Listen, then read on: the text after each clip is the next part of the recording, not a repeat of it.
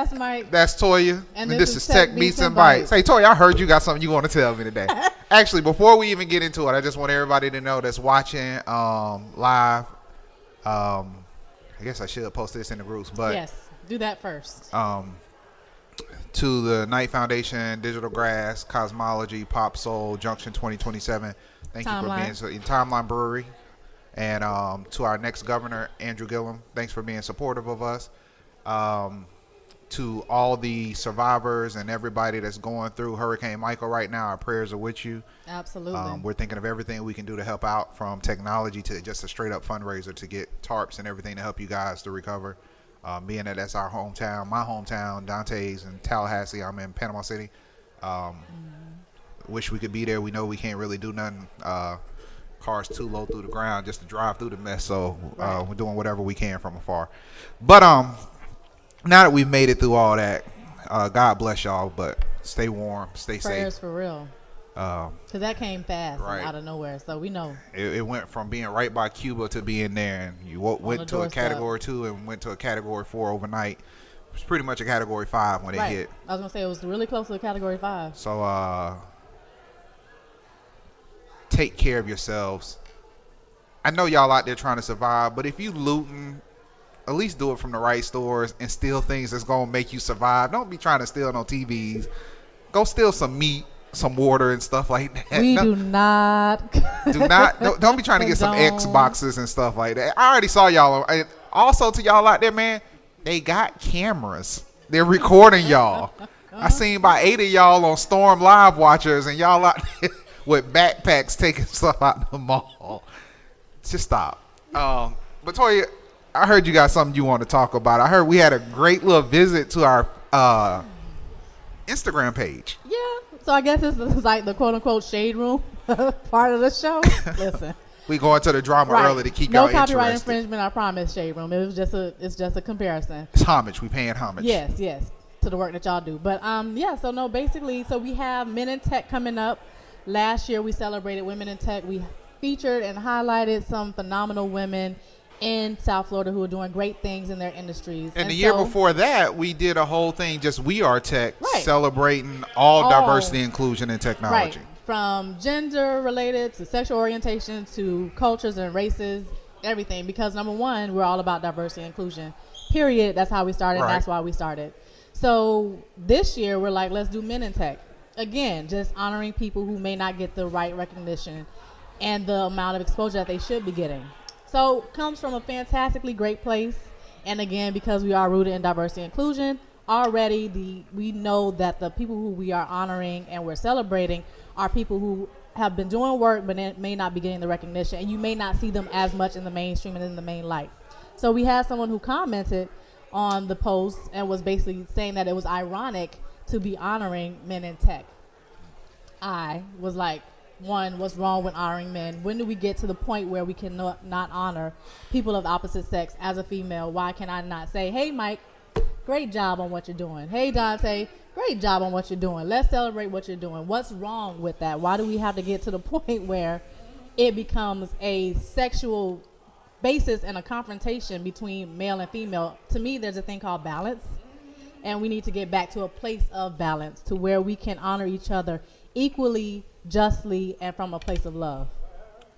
Now that we've gotten through the politically correct answer, Miami Carmel.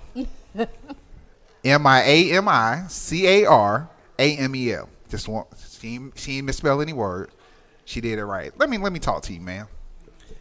First of all, we've been dope. You just late. It's one of our sayings. Came from our boy Leroy David Stewart. I'm saying his whole name, so if you want to track him down, we'll be happy to have another conversation with you. I'm over people trying to criticize other people of color uplifting each other. And first of all, as a black man that's still hunted on these streets that feels like they're not safe with police officers, to honor each other in a whole category where as a race, we only make up about 2%. I have no idea what we even make up as far as executives. I can tell you we only have about 26 VCs in the whole world that are of color. And you only have about 34 women that have been able to raise more than $1 million in VC funds. I want you to tell me how many of those are black. The fact is, we respect our mission, and just because you come and try to troll our page, and the irony is, if you cared, you would have asked how you could support. If you cared and you actually had some intent what you're saying, you would have asked how you could have been a part of our movement. You would have asked who are the men that you're honoring. You would have asked what's going on with this organization, how can I be a part of it? It's too many people sitting on the sidelines wondering how you sweat. They all want the championship. Everybody wants the trophy, but don't nobody want to play the game. Don't come at us. We are not the ones. And I would be more friendly with this, but you caught me in a very hostile situation because I'm worried about much more important things. But due to the fact that you had enough time to post 3 times.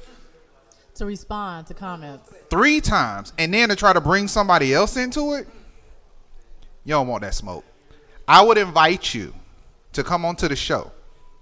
Try to defend yourself about what we go through. Won't you find out about the last 4 years of what digital grass has went through to even get to where it's at? Why don't you find out about the things we're doing? Why don't you realize that 70% of our organization is actually females? Why don't you realize we have a female president? Why don't you realize that 60% of our founders are females? Do not bring that. You don't want that smoke. Go to Knight Foundation. Ask them why they gave us the funding. Go talk to Black Tech Week. Ask them how we're involved. You don't want to have that kind of anxiety. It's going to be a bad sleep for you at night to try to come after an organization that's doing good for the community, and you trying to tell us about the irony. The irony is, I ain't seeing you around. What you doing? Let's move on. Right. And just a sort of segue, because, I mean, that ties directly into some of the topics that we're going to get to later. But basically, you know, social media has provided so much of a mask and a veil for people to sit there and say things and try to get away with antics. Because if she had just went to our profile on Instagram, you would have seen the content. Like, or get out. This is not an instant life. Go to the damn website. We work with kids. We work with LGBTQIA. We know all the acronyms. Like, we trying to do it. We doing everything that we can within our power. But people just be so quick to respond on social. And I understand it's all this pick size, and I'm not saying that the world is great for women, but what's the little crazy lady said that now women are the N-words of society? Bette Midler. Yeah, I couldn't say her name. Right. Again, comments that come from a place of not knowing. You shot your shot. You Kanye the whole situation. Literally.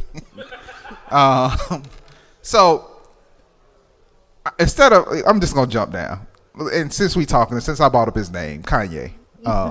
Look, man. Whew. I heard you mention something about the iPlane. Oh, I guess maybe some kind of drugs got you talking to Steve Jobs. Look, bro. Kanye. It ain't the hat I'm worried about. I'm worried about you. You can wear the hat. You need a helmet at this point. Save yourself. I don't know what you're doing. And Trump, you should just understand. Trump, Kanye ain't gonna influence no black people. We only listening to the first 2 albums. Right, I stopped listening after Dark Twisted Fantasy. So, if Trump, if you feel working with Kanye gonna reach black voters, hey, bro, he can barely go home, and that's Chicago. So, yeah, look, Kanye. At this point, I would wanna. I just want to make sure it's a male and female in frame. Let's go to the middle camera. Kanye, I want to say it's the curse of the Kardashians, but bruh, like that sunken place is real. We done talked about that sunken place before with Kanye. Kanye, grab the phone. He cannot get out. Don't do the selfie mode. Turn the phone the other way and flash. Just hit the button. You just need it, bro. You need the Men in Black. Yo, he is gone. The reverse. Reverse yourself. What happened to this boy? You went from Bush don't care about black people to Trump made you feel like Superman. And Trump said he's a smart cookie. Like, how demeaning is that? You want to be around somebody who's like, he's a smart cookie. What kind of third tabernacle too much to drink situation is this that Trump made you feel like Superman? What did he do to this boy? They had a straight up bromance. It was like 2 narcissistic people who just completely self-involved just got together and had lunch with tea and crumpets. And as Bill Maher would say, that sounds very Catholic to me. They was like, I love you. You don't watch Bill Maher? Gonna have to put that together. It's gonna come at you fast, but sound very Catholic to me. That boy sound touched. Kanye, you need to take a break. Don't make music. Don't do nothing. Just I think he needs a retreat. He needs a retreat. You need counseling. Whatever went on. You lost your mama. You lost your rock. You need to. This is being real. You need to rebuild your foundation, solidify yourself. Nobody cares if you like Trump. It's what you're saying and the reasons why you like Trump that don't make no sense. You are absolutely right. You can wear the hat, but you tried to turn a symbol of hatred, tyranny, slavery, and you was trying to repurpose it. You don't repurpose the flag of the rebels. You don't repurpose the flag of the Confederacy. You just build something else. Like, right. Why do we have to reclaim hated things or things that are filled with hate? Like, no. You sound as knowledgeable as somebody saying at this point we're gonna repurpose the swastika. You just can't do it. It's gone. Even though the roots didn't come from that, and they turned it. It's gone, bro. Just sit down and talk with Jay-Z. You just need to talk to Jay. Just give Hove a call. Actually, don't even call Hove. You need to call Dame Dash. You need somebody real to just cuss you out. He needs somebody to just get in that thing and then. And Dave Chappelle said he still love you, so I still love you too. I don't know. It's a. I don't like you, but I still love you because you was my brother. Oh, hey Kanye, just over there. But my thing is that so he went on talking to Trump about topics that definitely matter, right? So we're talking about prison reform, right? Criminal complex, all that good stuff. But my thing is that really, like, I wonder how beneficial that conversation was. We know Kim had a conversation with Trump, and then Alice Johnson, who was in prison for life, was released. Right. So if something miraculous happens from this conversation, that's awesome. But I think that the symbolism of it and the way that he came out just on the whole bromance tip, it provides a message that we don't need right now. But I think it's almost just like, to me, the whole thing with diversity and inclusion. You don't have to put on the show to actually fix the problem. Right. We don't need these grandiose shows. Like, we was looking at it. I still need Intel to tell me what they did with that $300 million. And I'm sorry, I told you guys it was $13 million last. Intel dedicated $300 million that was supposed to be invested into by 2020. That's like right around the corner. Where the check at? I ain't seen. I mean, maybe it ain't coming to us. That's what I'm saying. Where the receipts? And if Trump really cares about those topics, he would bring in real people who are on the ground doing real things. I would just like to see Trump talk to somebody that truly opposes him versus somebody that praises him. Right, but that's not gonna happen because he's a narcissist. Like, that goes against everything that narcissistic people do. He's not gonna do that. He's gonna bring on people that he has a bromance with. Narcissists with little hands and just can't let it go. You are so smart. Trust me, my hands are not small. Anyway. So, going back to something that we care about, we all over the place tonight, y'all. It's a lot going on.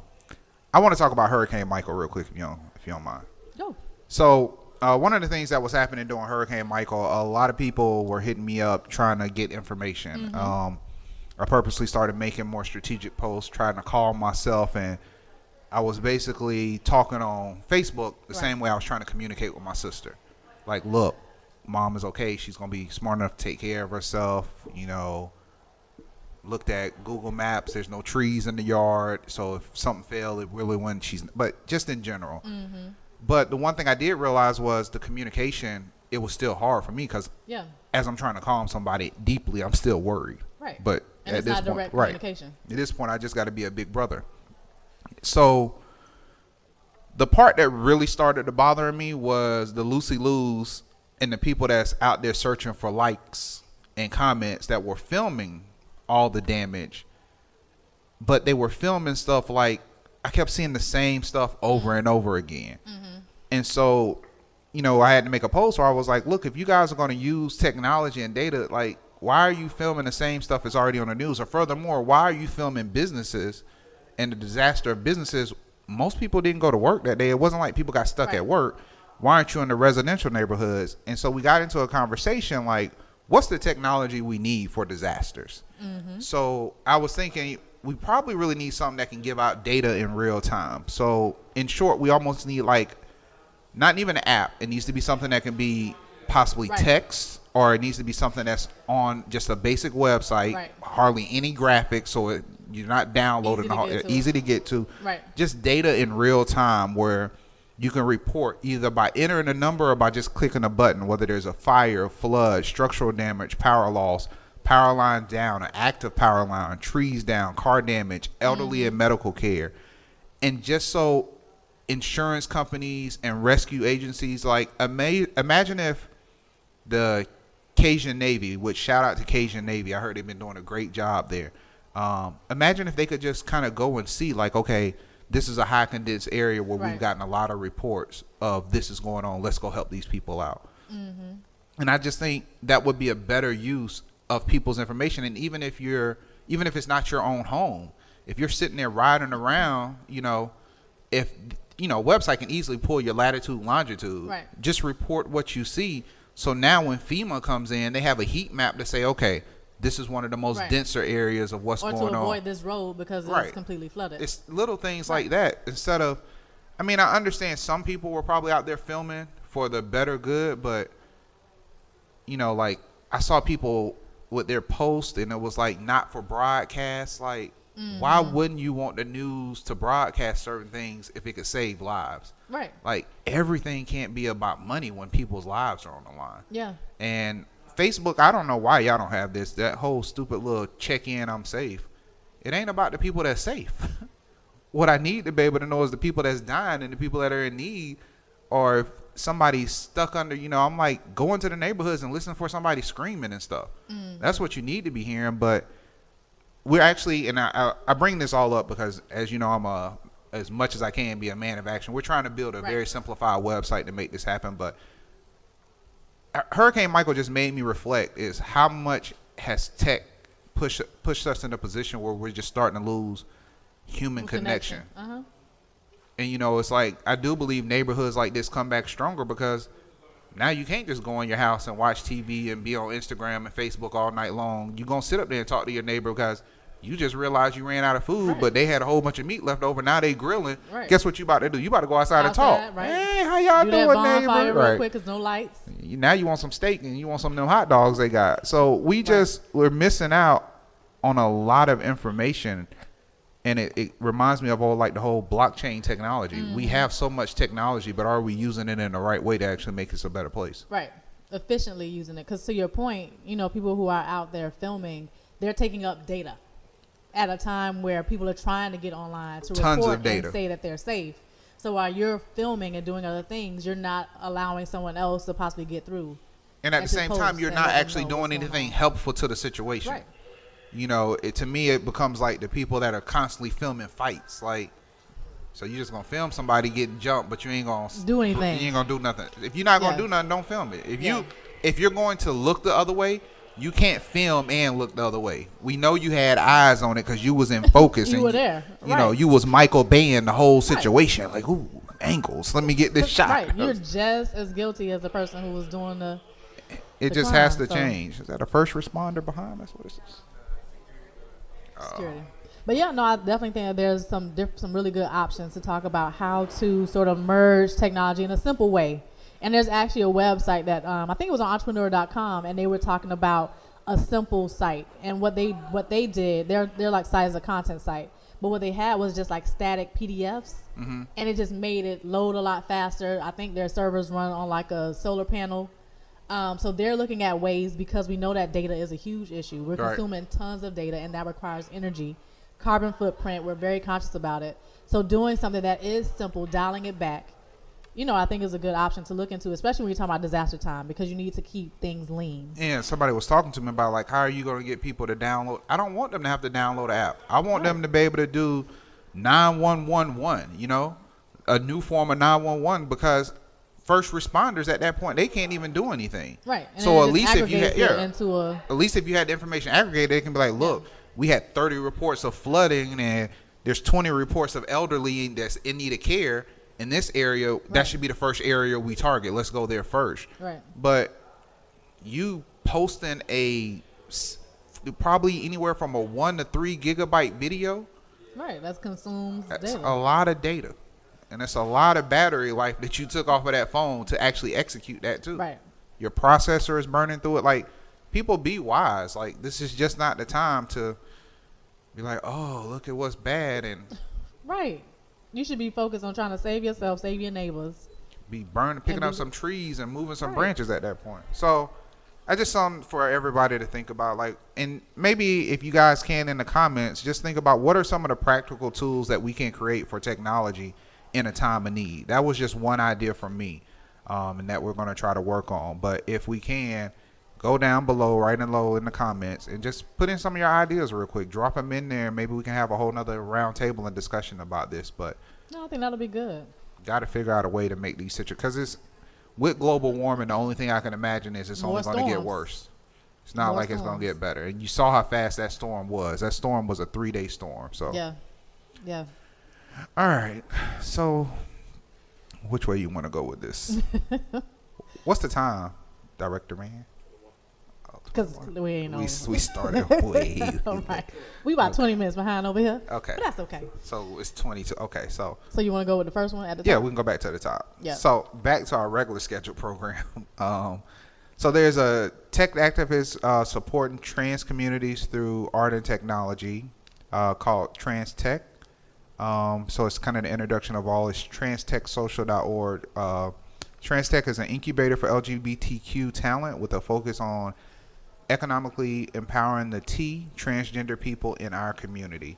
Found this really interesting because one of the lead people on it was actually the young lady that was in the show Pose that came on FX.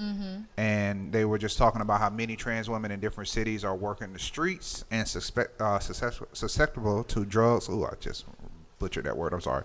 Harassment and violence. So basically technology introduces them to different opportunities. Right. So I thought that was real a genuine use of talent. But I remember one of my mentors, Sharon Letman, she worked for the NBJC, which is the National Black Justice Coalition. Yeah. And they were talking about how hard it is. It's already hard when you look to into the gay community. Yeah, but it's just so hard in those communities. So I thought that was a really interesting situation. So I wonder, how is that being implemented in multiple cities? And yeah.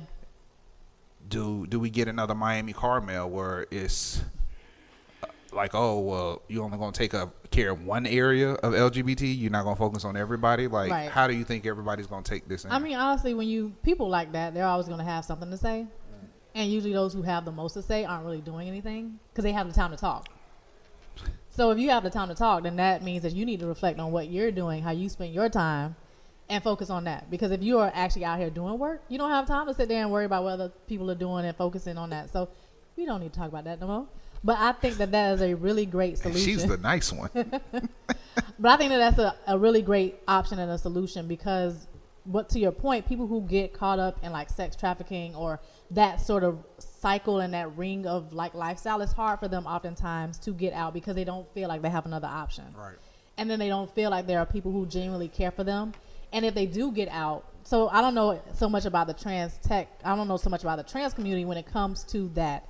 But if you're talking about women who are in sort of sex trafficking or are involved with pimps, the pimp sort of has a level of control over them to where they feel like he is their only option. Right. He is their only sort of source of income, protection, etc. So if solutions like this are presented, it gives them a way to say, I can do this and I can leave. Which will lead them into the whole point of working the streets. They think that's the only way for them to make income. Right. And that's all they've been told. And then they've been demeaned. They've been, self-esteem is very low, so they don't feel as if they have options. But this is a clear option. So I think that's cool. So when we were talking about other modern uses of technology, I thought this one was really interesting. Civic Eagle wants to take the hassle out of legislation research. Oh, look, that's so needed. Right. It sounded very interesting, but there is a but with this one. So I'm going to give you guys some of the key points before we get into the but.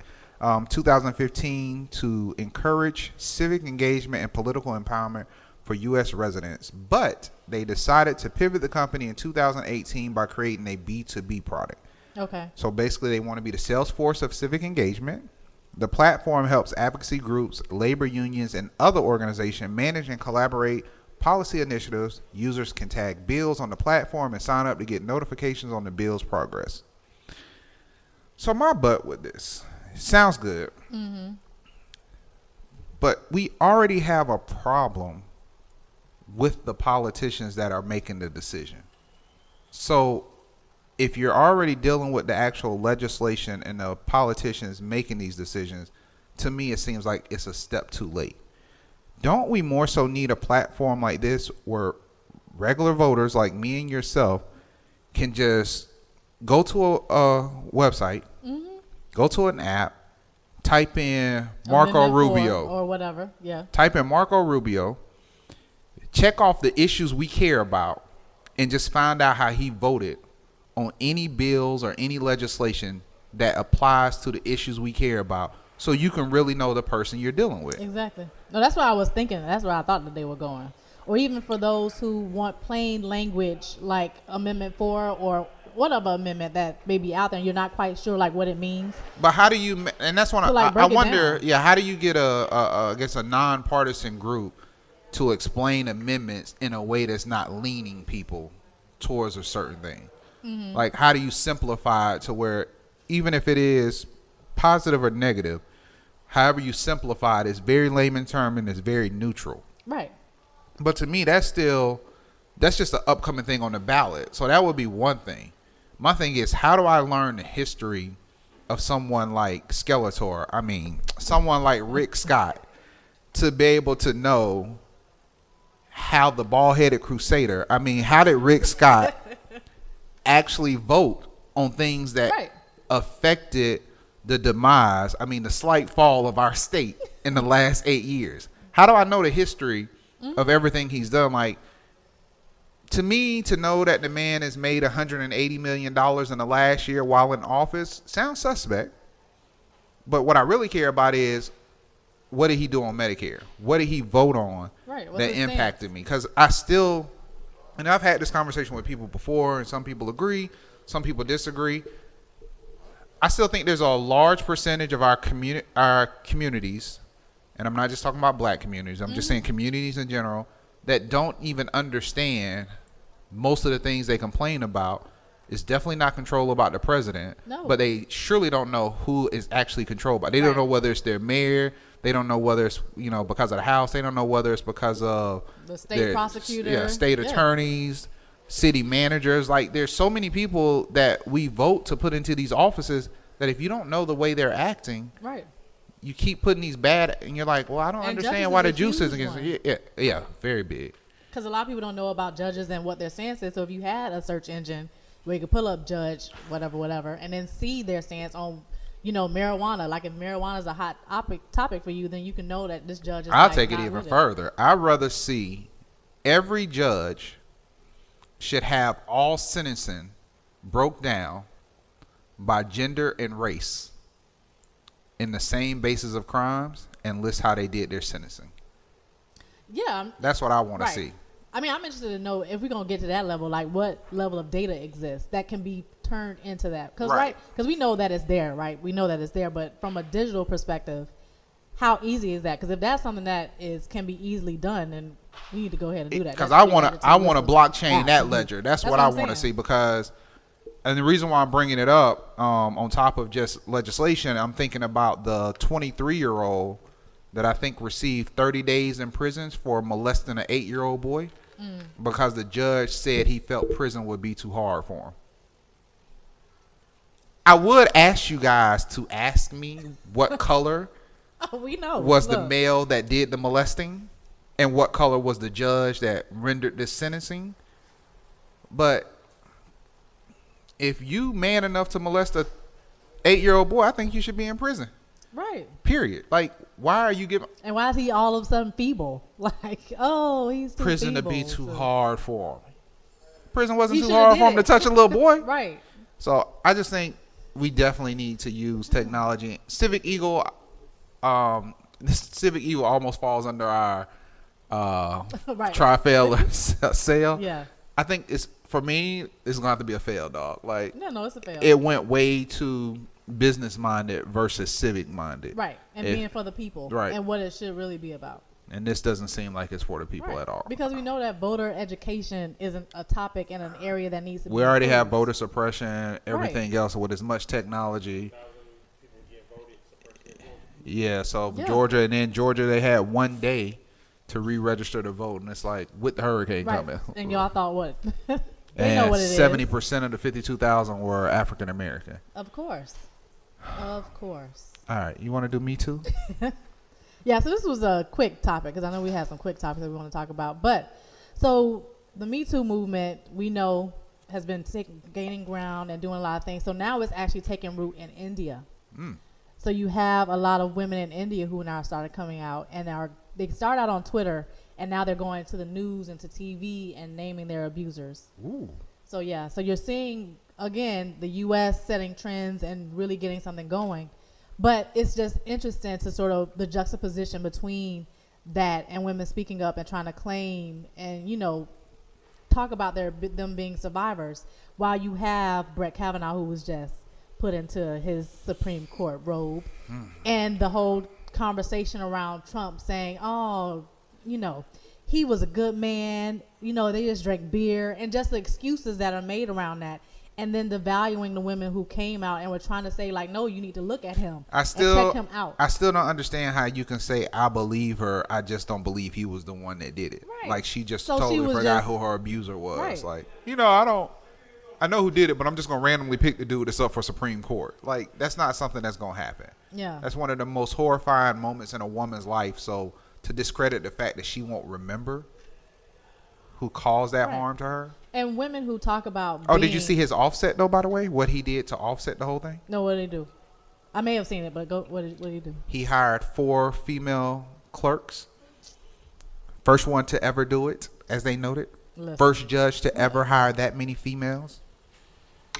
I would not want to work with him. First of all, if you would have saw that picture. Like who? Those little girls look so scared. But first of all, so me as a woman, like, I want y'all to know when we say first of all that often, it's not going to be good.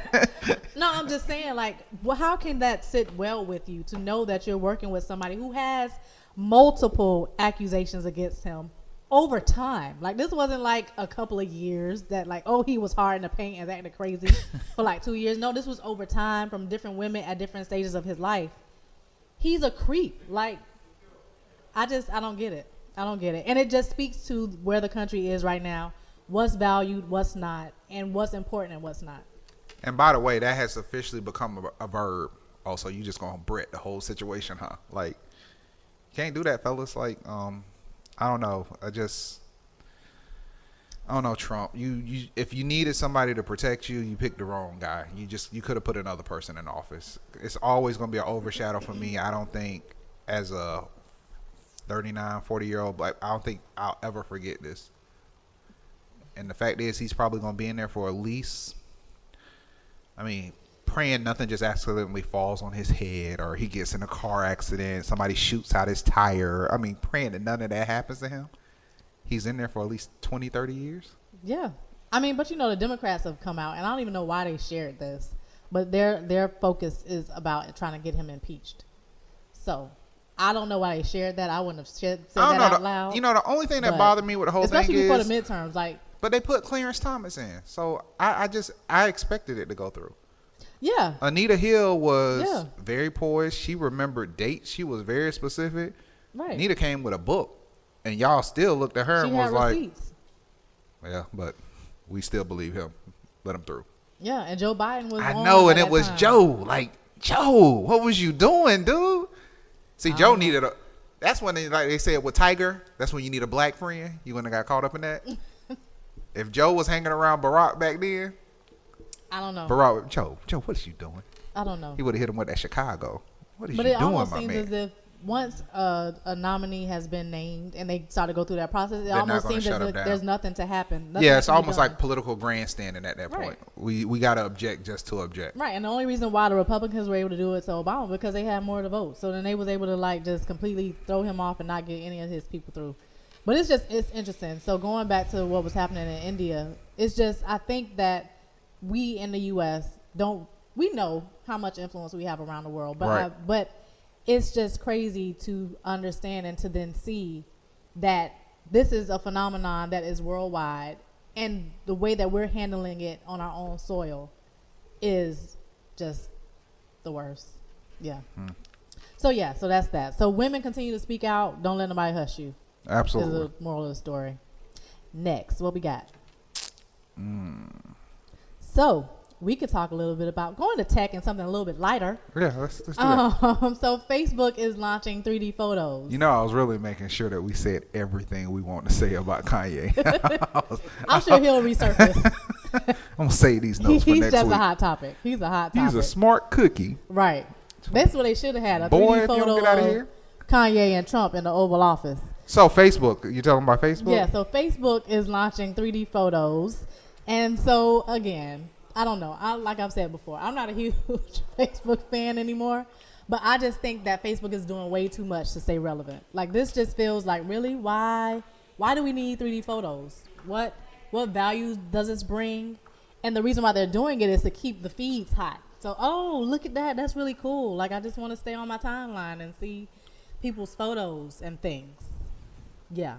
And they're using AI, so it's pretty cool technology. But, again, it's like, why? It just feels like Facebook is, like, throwing everything in the kitchen at it. Like I'm reading the notes and the refrigerator. Let's make it sizzle. We don't want anybody to encroach on what we got. This is Facebook territory. I don't know. I think Facebook had a lot of opportunities to do a lot of cool things if they would have played nice with other people. You got to think right along a lot of people don't remember MySpace was primarily built for people in the music industry. Right. I think Facebook could have taken that approach. I think Facebook TV could be a lot better than what it is. They limited content, and the content to me is pretty much garbage. Mm-hmm. I think they're almost stretching themselves to be too much for too many people. Yep. And the whole kitchen and the sink. The fact of the matter is, if we look at the time frame, this is about the same amount of time that MySpace lasted. Everything must fail at some point. And I think just throwing random elements, and this is something good for entrepreneurs to think about. Absolutely. Sometimes when you start throwing in random elements into things, you lose focus of what the purpose of your business is.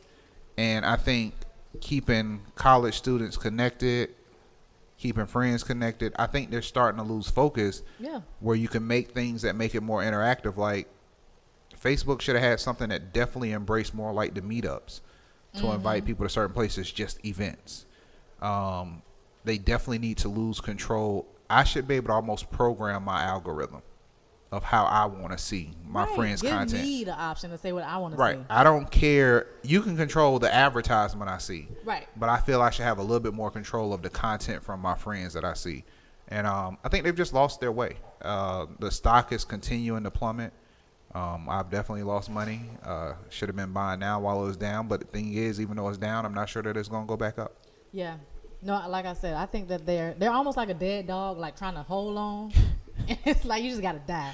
Just go ahead and die already. So, I mean, but the thing is, so if that's the case, let's stay on the business side of it. Yeah. Do they focus on trying to keep the ones that came into it late, like the 35? Well, not 35. We weren't late. Do they try to focus on maybe the 50 to 60-year-old? Like, right, our parents. Who's Facebook's market?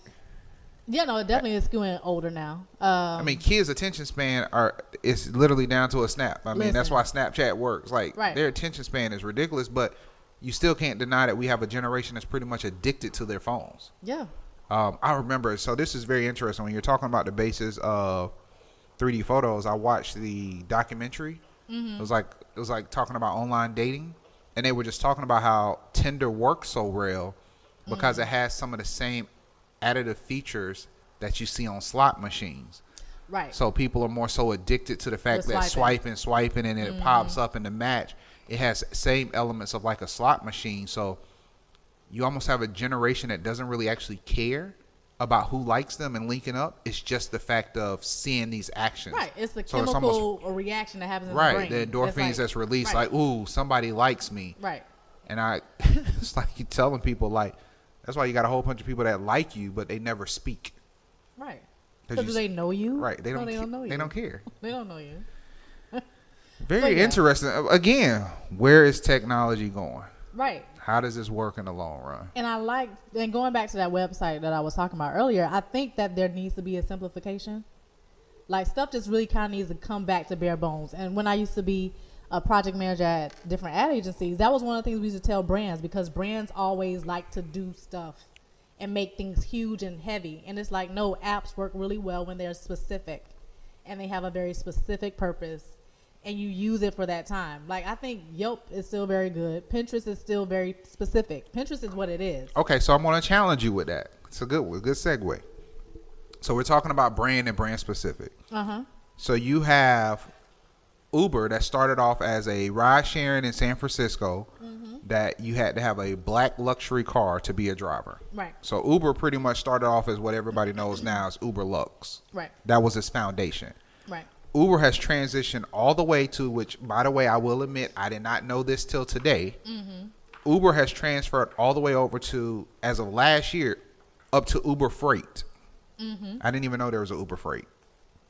So Uber has transitioned, but Lyft, as said in a conversation earlier with David, Lyft seems to be Uber's ugly cousin.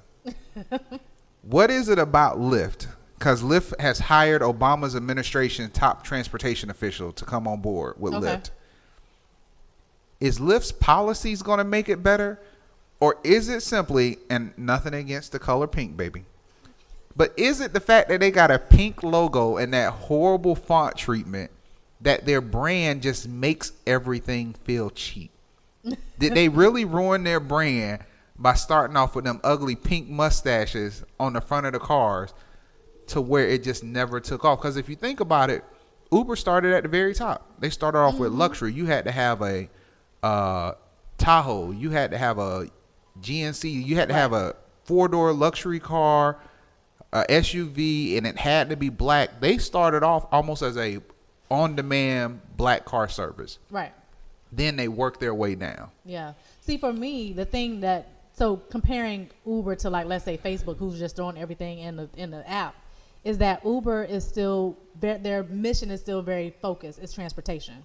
But so okay, but I'm saying, but why isn't Lyft working? Does it go to just the basics of a brand? Uber as a comparison to like Facebook throwing everything in the brand. But I'm saying, even when people throw everything into a brand, does sometimes the brand just become the basis of being a brand snob? Because I've looked at my phone, I have both apps, and I've seen that I could possibly save $2 by taking a Lyft. Listen, I use Lyft, but I still go back to that Uber. I use Lyft. So you may be a snob. So you think so you think I'm a I use Lyft. So you think I'm a brand snob? You may be a brand snob on that. Okay, so to our we got about 60 people here watching. Because I had Uber, but then I just started using Lyft. Out of the crowd, which one do you guys prefer, Uber or Lyft? Okay, I've never been in a crappy Lyft car. Okay, so you guys are saying. So we're saying that it could be, if not the policies, just the quality that Lyft allows in. I have taken a Lyft. I took a Lyft car. I swear this dude was in like a 1984 Infiniti. I've had really good Lyft experiences. At least one thing. I can't speak to that. At least one thing with Uber. Most people with Uber at least got them little new Toyota Corollas or something. But a lot of people do both. So I don't know. Look. Yeah, Uber does fleet cars and stuff like that. Yeah. Lyft, you could just be in a whatever. It's like I ain't never had that experience. Be like, did you steal your sticker and put it on the car? But no, I mean, it could be that. And I think, when you're talking about aspiration and what people sort of want to align with, Uber definitely has a sexier brand than Lyft. Oh no, Uber need to quit redesigning that logo though. If we gonna speak about brand, yeah. That one with the U and the little line, that was good for me. Like everything else, but sometimes it take a little while for a brand to settle into who they are. So that may be just what Uber's going through. I guess, yeah, that's that Gotham font they're using. So, right. But with that being said, I think an interesting thing, as we brought up like the ways for disaster earlier. Right. I found it very interesting that the top transportation official said that he had less real-time information about his nation's transportation system, how it worked, than Waze did. That says that's a problem, sir. I still don't understand why we don't have a better relationship with private-public partnerships. Right. Because every government website is the worst.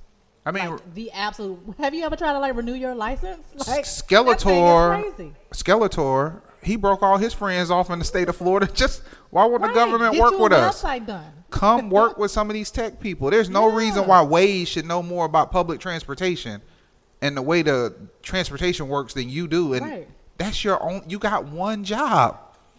One job to know about transportation. One. They reporting everything. What cops were. Right. But again, that's because it's all community content sourced.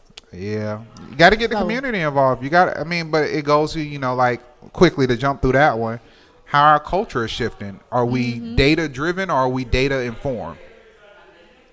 Depending on what side of the coin you're on. If you're a part of the makers, entrepreneur side, you may be more data driven.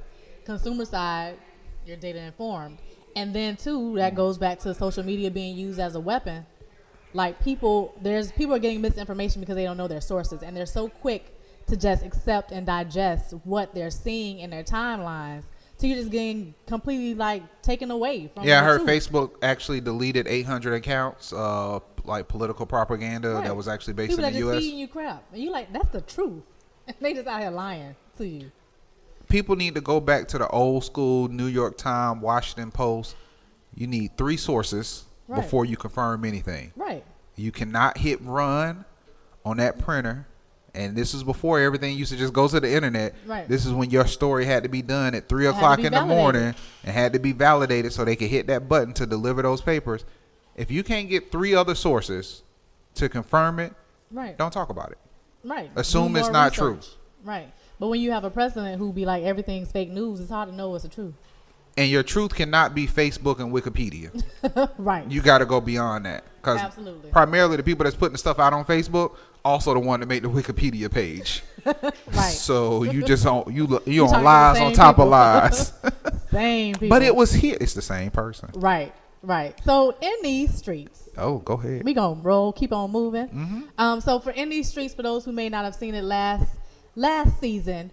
In these streets is all about talking about what's happening in the world. We just like to use the streets because sometimes crazy stuff happens in the streets.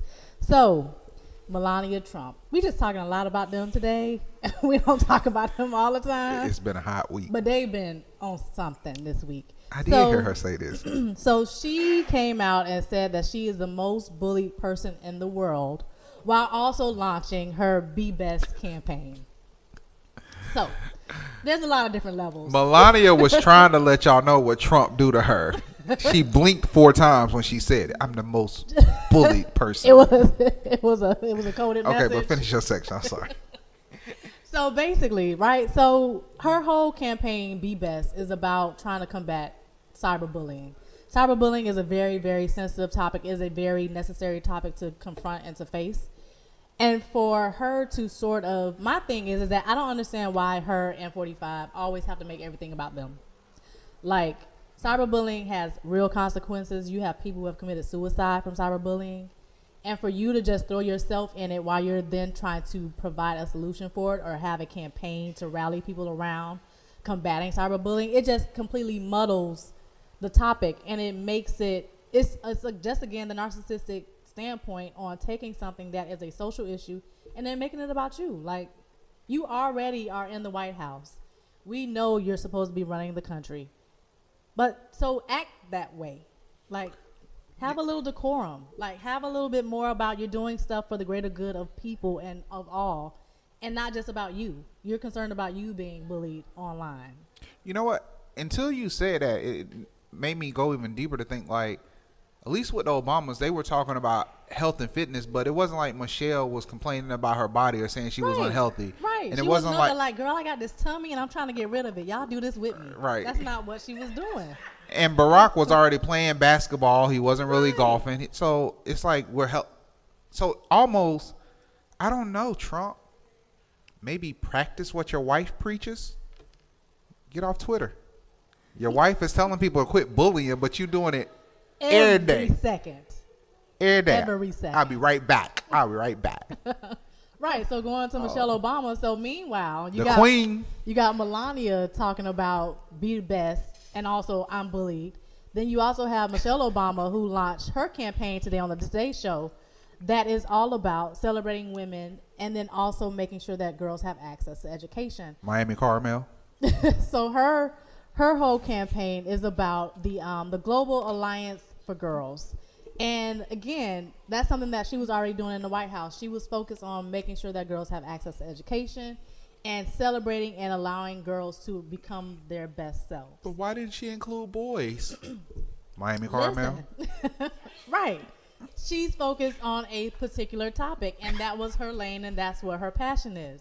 And we support I'm sorry. that. Hold on. No, I'm just I gotta saying, be. No, for those who like to sit there and do that, though. I shouldn't be like Charlamagne, but you did this to yourself. You did this, mama. You did this. You came at my whole team. We've been working. You rip. Go ahead. I'm sorry, Toy. Right. So basically, Global Girls Alliance is an organization that will support about 1,500 girl education groups around the globe. And again, she's targeting girls in countries where women have been denied access to education. And again, the way that she used her story was saying how her education allowed her to become who she is. And I think it's even above that, the fact that it's a global initiative. Right. She's not even just focused, it's not like, let's go back and do this right in Chicago. Right. It's a global initiative. That's amazing. Yeah. So it's interesting. The fact that once they're reemerging, we know that they got a contract with Netflix, so they're going to start producing content. Can't wait. And it's, the whole, again, the juxtaposition, the Obamas versus the Trumps. And this is who y'all couldn't wait to get out the White House. To have the Joker literally in there running things, talking about he used smart words and things like that. So, since you mentioned Netflix. Yes. Today's ignorance. Netflix, y'all need to fix y'all damn algorithm. Quit trying to tell me what I like. I know there's a lot more options out there than what y'all showing me. Just because I watch one show, one little documentary, don't mean I need 6 rows of 14 movies about the same documentary. Y'all got over 700 hours of new content coming out, and I ain't seen none of that on my UI. Look, they have noted and documented it's a mistake to think the algorithm is for you. It's there to serve the interests of Netflix, which is why you get to watch whatever they want you to watch whenever they want you to watch it. Wait, so they said that? Did you say they said that? Nah, but somebody else said it. Oh, I was going to say Netflix was like, it ain't about you, we need the data. You just enjoy the content. This is what I think Netflix, this is what y'all need to do. I've mentioned this app 3 times, and I'm going to keep doing it till somebody bring it back. Y'all need to take a Beats music approach. Do y'all remember Beats when it came out? Y'all remember Beats. So Beats was the music, Beats Music was the app that was designed by Dre before Apple bought him out because that algorithm was powerful. They had an algorithm, and it pretty much went like this, and this is how Netflix should work. I should be able to tell you what decade of movie, not what year, just what decade of movie I want to watch, what mood I'm in, how much I've been drinking, and how I want to feel when the movie is over, and you should be able to give me a list of movies. Now, people might think that's funny, but that's actually how Beats used to work. Yeah, I remember You used to answer 4 questions, and it will spit it out. and by the 4 questions, you would say, I feel like I'm chilling with Snoop in the 1990s and blah. Yeah. And it would give a playlist that I promise you, after you went through that playlist, it matched the emotions that you put through when you answer. Simplify. And you know what? Everybody. We all medium 4 seasons in a year. There's a lot of things that deal with 4. And I think if you have to ask more than 4 questions to get the answer, you most likely not going to get the conclusion you want. I think Facebook should do the same thing. I should be able to tell you the group of people I want to hear from, what region, what I want to talk about, and how I want to feel after I finish reading it. If I don't want to be depressed, I don't want to hear about all this stuff. I don't want to hear about Trump. If I want to be uplifted, if I want to laugh, if I want to feel ratchet, I should be able to just streamline my feed to feel exactly. If I wake up and say I want to feel intelligent, you should just feed me all kind of intellectual posts. I would actually probably start using Facebook again if I could do that. 4 questions. For real. 4 questions. Yeah. That's it. Absolutely. after 4 questions, right. If you can't figure it out from there, it's too much. And then too, so the whole phenomenon around the whole comparison syndrome that happens on social media, that could actually help to curb that. Because if you are able to dictate your content, you won't necessarily get into that spiral thinking where you feel like, oh, my life ain't shit. Look at everybody else doing great. Right. Like if I say, because if I want to feel intelligent, I end it, I'm feeling intelligent. I want to feel motivated. I want to see about other people's failure. Bring me them posts where everybody talking about what they really going through. Let's spin it. Flip it on their head. I've been trying to work out, and I keep going back to Dandy Donuts. It just ain't working out. I want to read that because I want to be able to go in there and post.